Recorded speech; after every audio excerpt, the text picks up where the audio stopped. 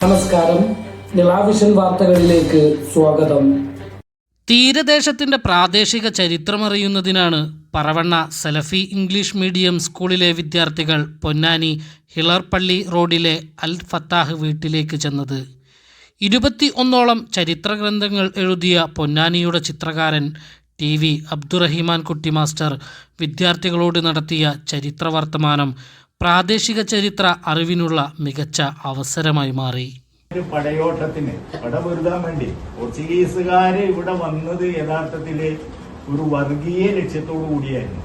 പലരും നമ്മളെ ചരിത്രകാരന്മാർ തന്നെ മുസ്ലിം നാമധാരികള് പിന്നെ വെള്ളപൂശുന്നുണ്ടെങ്കിലും പോർച്ചുഗീസുകാരുടെ ലക്ഷ്യം യഥാർത്ഥത്തില് മാസ്റ്ററിന്റെ ഒരു പുസ്തകത്തിൽ ഞാൻ ക്ലിയർ ആയിട്ട് എഴുതിയിരിക്കുന്നത് കുരിശ് യുദ്ധത്തിന്റെ തുടർച്ചയായിട്ട് അവരിവിടെ ഒന്നാണ്. ഇവിടെ പോർച്ചുഗീസുകാർ വരുന്നതിന് മുമ്പ് മലബാർ എന്ന് പറഞ്ഞാൽ മനസ്സിലായില്ലേ?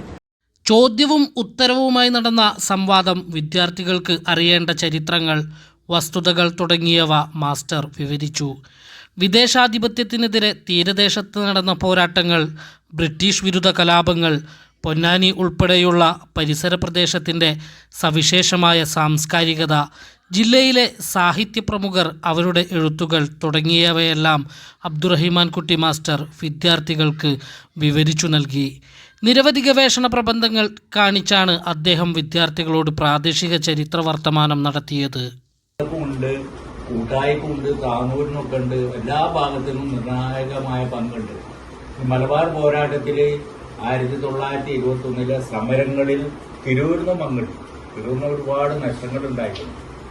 അപ്പൊ അങ്ങനെയൊക്കെയുള്ള അതിനൊക്കെ മുഖ്യമായ നഷ്ടങ്ങൾ സംഭവിച്ചതാണ് തുറമുഖങ്ങൾക്കാണ്.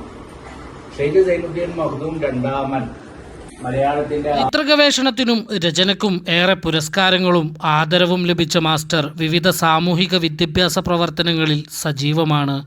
വിദ്യാലയം TV അബ്ദുറഹ്മാൻ മാസ്റ്ററെ പൊന്നാട അണിയിച്ച് ആദരിച്ചു.